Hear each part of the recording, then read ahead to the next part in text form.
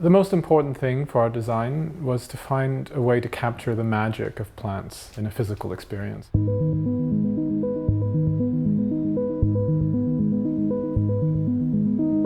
The hideout is 20 feet tall, 9 by 9 feet square. For the design, we worked really closely with James Wong, who is an incredible botanist, and he helped us to understand the shape and the structure of the plants and how they can all live together in clusters that are more like what you would find in nature rather than artificial arrangements, and that was really inspiring to us.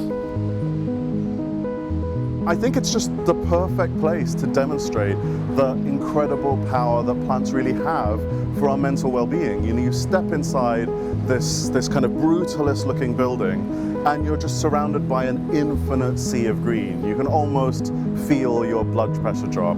And that's the power of architecture and the power of the natural world combined.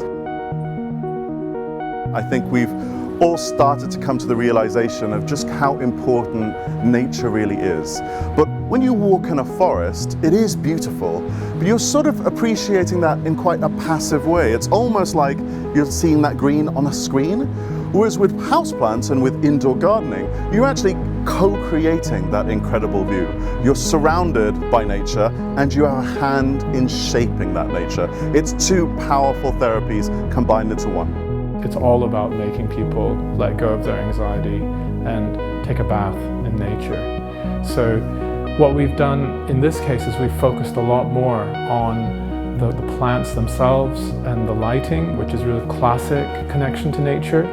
But you'll see hints of our architectural design in there as well, and the patterns that are on the outside and the geometric shapes.